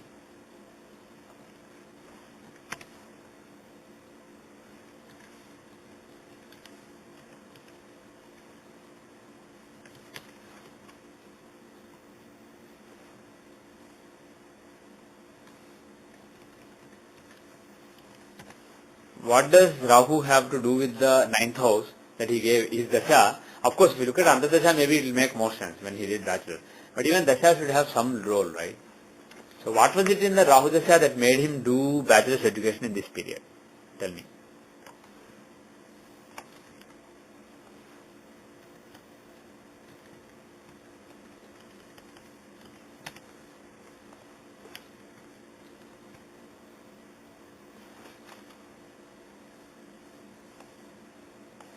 What is the bachelor's education? 9th house, sir.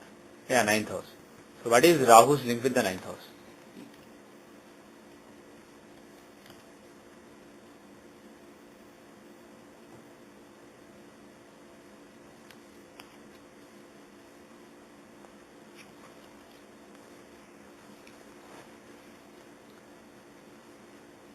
With A9, Huh? Rahu is with A9, right? Yeah. Mm-hmm. That's the only link I see. The 4th house, it's also Saturn. Hmm? 4th house lordship is also Saturn. I was... Who is the 9th lord? Moon. Yeah? Oh, yes. Is with the Mars? He has the aspect of connection. Rahu is at 7 degrees Gemini and Moon is at 2 degrees Sagittarius. So if you look at 7th house from Rahu, it will start at 7 degrees. If you look at the 7th house from Rahu, it will start at 7 degrees Sagittarius and go, you are basically counting backwards. So it will go from 7 degrees Sagittarius 7 degrees to 7 degrees Scorpio. So, So he is actually in the 6th house. Moon. Yeah. From Rahu. Hmm. So Rahu is not really aspecting Moon, but the thing is Moon is aspecting Rahu. If you look at aspect of Moon on who is being aspected by Moon? Moon at 2 degrees Sagittarius has probably, if you look at the aspects, it will be 90% aspect or so. There will be around 90% aspect on Rahu. So the 9th lord is aspecting Rahu. That is one thing. And the other thing is, if you look from A9, how is Rahu placed? 12. He is in the 12th house from A9. Right? Yep. If Rahu is in the 12th house from A9, is it good or bad? What are the results we set for Arudhas and planets? For Saturn and Rahu, being in the 12th from an Arudha is a Rajoga for that Arudha. So if Rahu is placed in an Arudha, he will ruin it. But if he is placed away from it, in the 12th house from it, he will basically make it flourish. So that's what we said for Arudha Lagna, right? The same applies to our Arudhas. So from A9 of bachelor education, Rahu is in the 9th house, 12th house. So he will give Rajoga for A9. So he can not only give bachelor education to the person, but make him do well, if it happens in his dasha. But yes, go ahead. The Saturn lordship, Saturn is also the co-lord of 4th. He is in the 9th. There is a 4th-9th connection. Yeah. And Rahu acting In Rahu period, you are saying Rahu can give Saturn results. Just a bit of, he will show a hint of Saturn. Yes. That is also fine, yes. That means he has to struggle for it, right? It makes you work hard. That basically means he will be giving the 9th house results, which is he will be giving the undergraduate education. And because it is he has to give it in Rahu's own way, which will be path breaking and the 10th lordship and the 9th lordship also is Moon. Mm-hmm. I'm just trying to derive it from reverse, at least for now, sir. Yeah. Biotechnical is Moon, life sciences, a bit of life sciences. Mm-hmm. So Moon is involved, Yeah. and a lot of path breaking stuff is there. Yeah. So it's not regular engineering or regular stuff. It is something irregular. Right. So I was trying to come at it. Yeah. That aspect. So basically, there is Rahu Ketu influence on Moon, and there is also Mars influence on Moon. Mars shows again high tech, etc. So there is Mars influence, but basically the basic planet is Moon. So it can show some kind of life sciences. And Saturn is also there Saturn in the 9th house or 8th house? If you consider 29 Scorpio, he will be in the I see. So we don't know for sure, so let's leave that. Now the thing is, the master's education also is commencing in Rahu Dasha. Right? What is Rahu's link on master's education? Can Rahu give master's education? Actually, is there a strong chance of master's education in this chart? It will be 9th lord is in Master's education is seen from which house? second house, sir. Second house. But the connection between 9th lordship and second, he is in the second house. Is he in the second house? He is actually in the first house. Yeah. Yeah. So the 9th lord is in the first house. But the thing is, he is in a sign of Jupiter, and Jupiter is the second lord.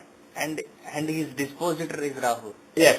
So ninth lord moon has a link with Rahu, and second lord Jupiter is in Rahu's house. So there is a connection between the two, but apart from it, is the master's education is guaranteed, because Jupiter is the second lord. He is basically well placed. In this chart, if you look at Jupiter, where is he placed? Third. Actually, he is placed in the third house.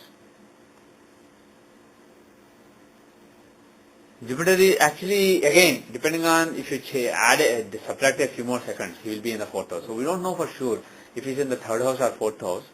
But the thing is, he is a benefic. Jupiter is a benefic for this chart. Moreover, he is the dispositor of a Rajyoga between Lagna Lord and ninth lord. Lagna Lord, ninth lord Rajyoga is also known as Lakshmi Yoga. For that yoga, he is the dispositor. Being the dispositor of a yoga, he is a good planet basically in this chart. And he is a friend of Mars. So, and he is in Rahu's house. So, in Rahu Dasha, because Jupiter is in Rahu's house and Rahu is aspecting Jupiter. Rahu and Jupiter are in mutual trines. So, Rahu and Jupiter are aspecting each other and Jupiter is in Rahu's house. So, Rahu can give Jupiter results. So, in this period, the chance of doing master's education is perfectly there. And what kind of master's education is likely?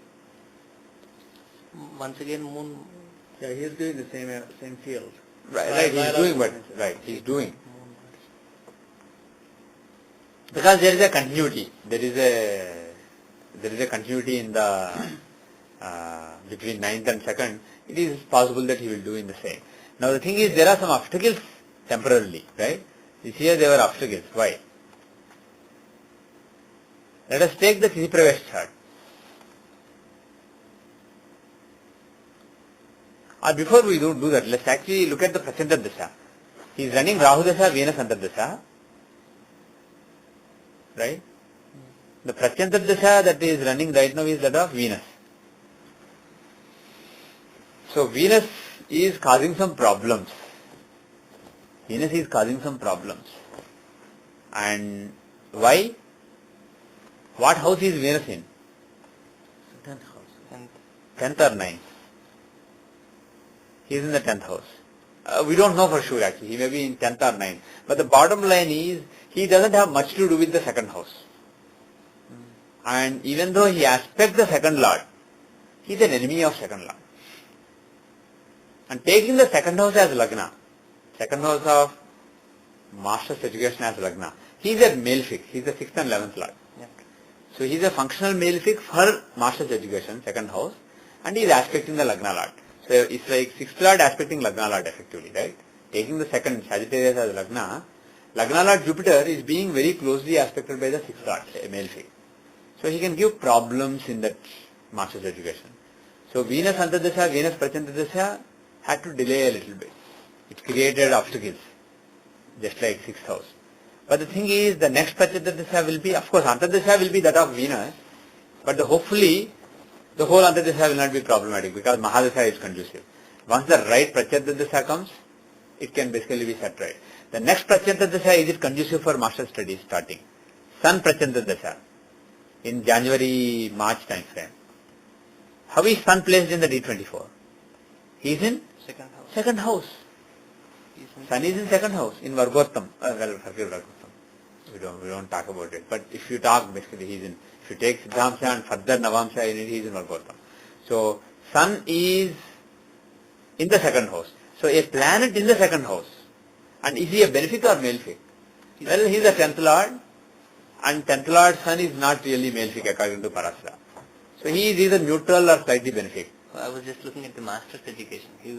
Okay, taking the perfect, that is even more important. They've done the native himself actual studies. Second house taking as Lagna, he is the ninth lord in Lagna. So good, well placed or ill placed? Well placed. The only problem is he is in a inimical sign. That's the only problem. Otherwise, so there will be something undesirable still, it will not be perfect. But apart from it, it's very, very nice. Ninth lord. So compared to Venus Pratyanta Dasha, Sun Pratyanta Dasha should be good, quite smooth. Moon will be better. And the moon coming too after that. Yeah. Moon is fine too. Moon is a Yokarka. Moon and Mars are, in general, irrespective of which education you are talking about, they are Yokarkas. In their periods, education will reach new levels. I mean, he will enjoy what he is studying. He will do well, he will get recognition. It is a good period.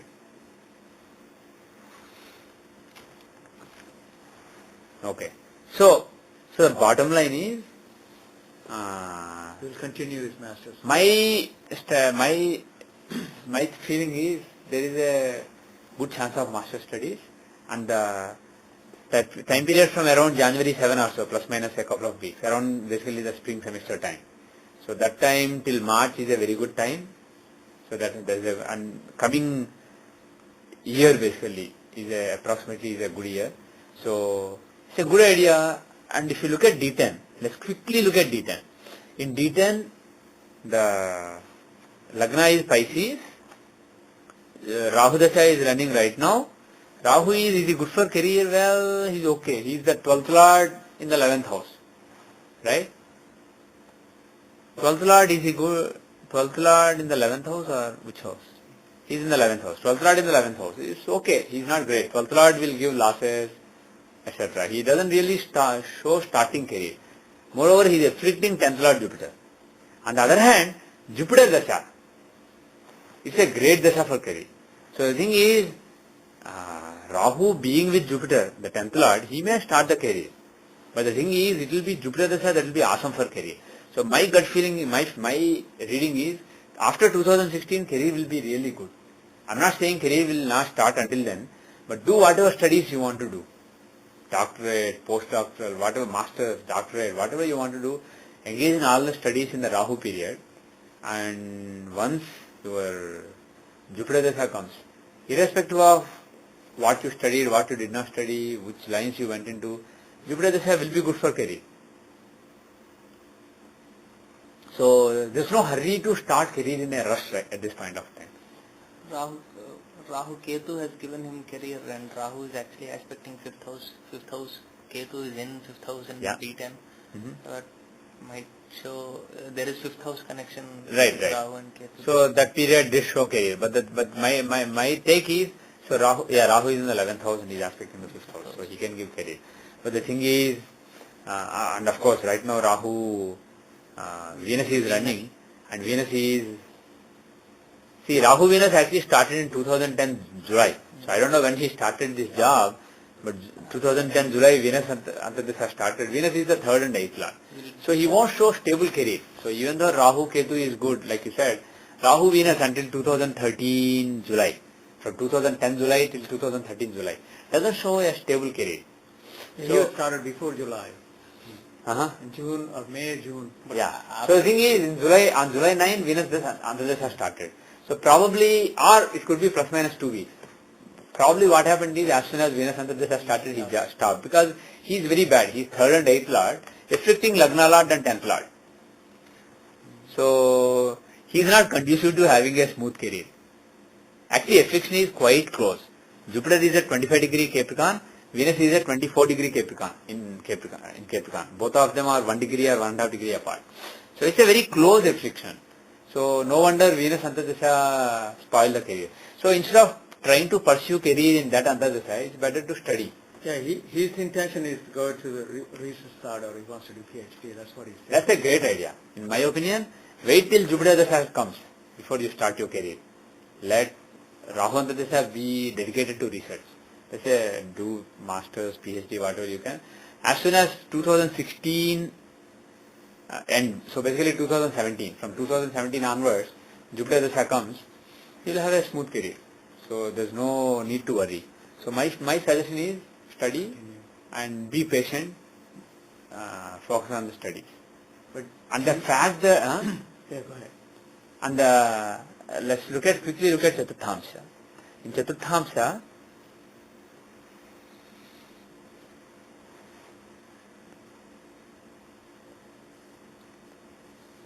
right now Rahu Venus Dasha is starting, right? Rahu Venus Antardasha is running. Venus is the 9th Lord. And Rahu is aspecting the 9th house. So being abroad makes sense. So my suggestion is, don't think of going back to India. Some mess happened, but it can be cleared. So stay here, because both the dasha and antardasha are conducive to staying here. So stay here and pursue studies. Do masters and PhD here. He should do fine. He will be good in studies. And he'll have a decent career. And the thing is, Jupiter is affected by Venus, right? In the Dashamsha, right? And Rahu is also, is he close? He is also close. So Jupiter is affected by Rahu and Venus. So there is a Guru Chandal Yoga. But the thing is, in another way, if you look at it another way, it shows unconventional things, unconventional career. In another way is, Rahu is the karaka for things that are unconventional and cutting edge things.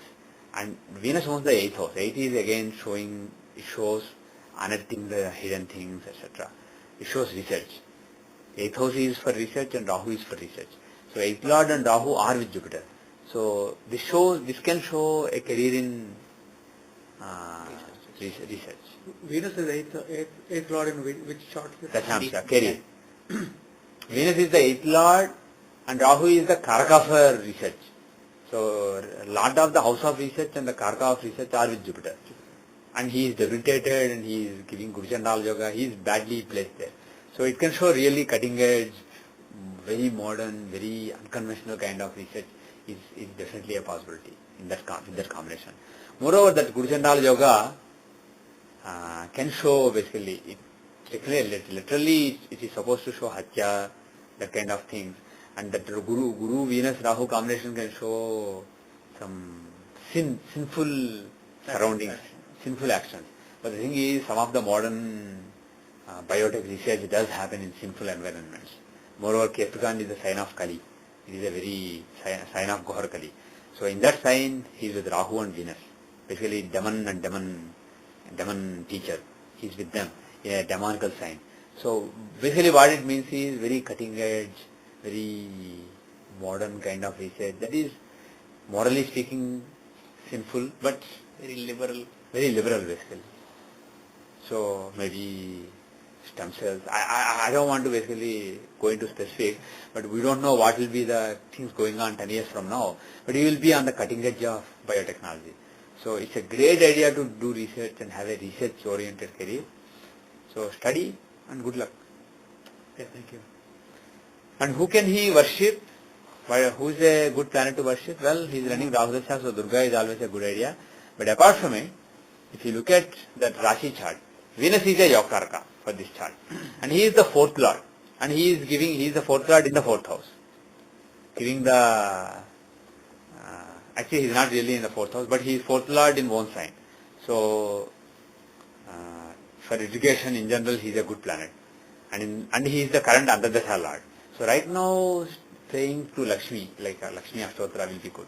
For the next 3 years, I say praying to Lakshmi will be good. In general in life, praying to Lakshmi will give him yoga. And whatever little weakness is there of being a malefic in the Dashamsha, it will be removed. So praying to Lakshmi and secondly Durga is a good idea for him. But overall, he will have a good career and good luck to him. Nothing to worry. Thank you. So all the best.